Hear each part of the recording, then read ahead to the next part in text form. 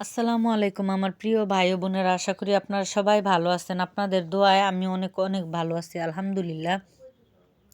তো এই তো দেখুন, এখানে একটা ফ্লাক্স নিয়ে নিয়েছি, ফ্লাক্সে করে কিছু বরফ নিয়ে নিয়েছি। বরফ নেওয়ার কারণ হচ্ছে এখন আমি চলে যাব আমাদের উপজেলা পশু হাসপাতাল। তো আমি ভাবলাম আমার ভাই বোনদের সাথে একটু শেয়ার করি। তো এই তো দেখুন, আমি ফ্লাক্সে বরফগুলো ভরে নিয়েছি। তো আপনারা কিন্তু এরকম ফ্লাক্সে বরফ ভরে নিয়ে যাবেন ভ্যাকসিন আনার জন্য। তো অনেক ভাই বোনদের দেখা যায় যে বোতল নিয়ে যায়। তো বোতল নিয়ে নেওয়া যাবে না, এই কাজগুলো ভুলেও করা যাবে না। তো বিশেষ করে গরমকালে হচ্ছে বোতলের বরফ গলে পানি হয়ে যায়, তো ভ্যাকসিনের কার্যকারিতাটা নষ্ট হয়ে যেতে পারে। এতে কিন্তু আপনাদের হচ্ছে হাঁস মুরগিদের উল্টা রিয়্যাক্ট করতে পারে ভ্যাকসিনগুলো নষ্ট হয়ে গেলে।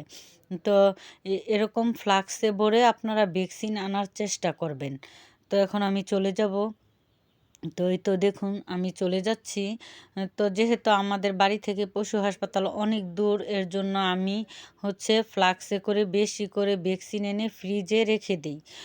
তো আপনারা চাইলে এরকম যাদের পশু হাসপাতাল অনেক দূরে, তারা ফ্লাক্সে করে ভ্যাকসিন এনে কিন্তু ফ্রিজে রেখে দিতে পারেন। তো আমাদের বাড়ির থেকে 40 থেকে 45 মিনিট সময় লাগে পশু হাসপাতাল যাওয়ার জন্য। তো আমাদের পশু হাসপাতাল হচ্ছে জয়দেবপুর। এই তো চলে এসেছি আমাদের হচ্ছে পশু হাসপাতাল। এই হচ্ছে আমাদের উপজেলা পশু হাসপাতাল। তো এই দেখলাম স্যার একটা গরুর বাছুরের অপারেশন করতেছে। তো স্যার আমাদেরকে বসতে বলেছে, এখন আমরা একটু বসবো। তো স্যার আসলে স্যারের পরামর্শ নিয়ে আমরা হচ্ছে ওষুধ নিয়ে যাব। তো এই তো আমাদের স্যারের পরামর্শ নিয়ে কিছু ওষুধ লিখে নিয়েছি, আর কিছু ভ্যাকসিন নিয়ে নিয়েছি হাঁস মুরগির জন্য। এখন হচ্ছে আমাদের পশু হাসপাতালের বাইরে হচ্ছে এরকম বড় বড় ওষুধের দোকান আছে অনেক। তো আমি এই দোকানটা থেকেই ওষুধ নিব। তো এই তো এই ওষুধগুলা স্যার লিখে দিয়েছে, এখন এই ওষুধগুলা নিয়ে যাব। এখানে দিয়েছে জিঙ্ক, হচ্ছে বেট, আর হচ্ছে এটা দিয়েছে ঠান্ডার জন্য। তো 1 লিটার পানিতে বলেছে এই ঠান্ডার ওষুধটা 20 ফুটা করে দেওয়ার জন্য। আর হচ্ছে ওই ভিটামিনটা দিয়েছে।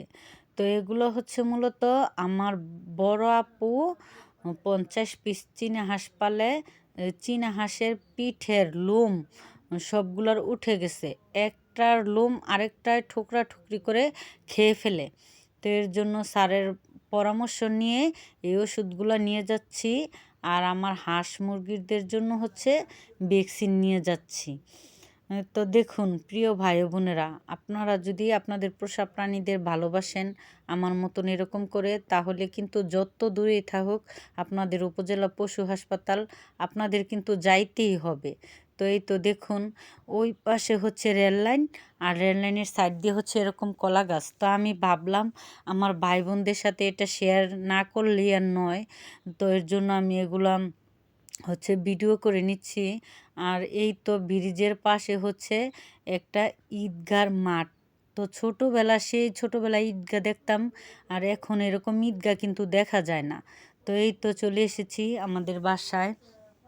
তো এখন দেখেন আমি কি কি ভ্যাকসিনগুলো নিয়ে এসেছি। আমি হচ্ছে হাঁসের জন্য 2টা ভ্যাকসিন নিয়ে এসেছি, হচ্ছে ডাক প্লেট। 2টা হচ্ছে ডাক প্লেট ভ্যাকসিন নিয়ে এসেছি। আর এইগুলো হচ্ছে ডাক প্লেট ভ্যাকসিন। আর হচ্ছে নিয়ে এসেছি BCRDB, আর নিয়ে এসেছি হচ্ছে RDB। এই 3 রকমের ভ্যাকসিন নিয়ে এসেছি আমি। তো এগুলো আমি এই বাটিতে করে ফ্রিজে রেখে দিব। এখন আমি এগুলা ফ্রিজে রেখে দিব। তো মোট আমি 8টা ভ্যাকসিন নিয়ে এসেছি। এই 8টা ভ্যাকসিন আমার অনেক দিন চলে যাবে। তো প্রিয় ভাই বোনেরা, দেখুন আমার মতো কারা কারা কাদের পোষা প্রাণীদেরকে এরকম করে ভালোবাসেন কমেন্ট করে কিন্তু জানিয়ে দিবেন।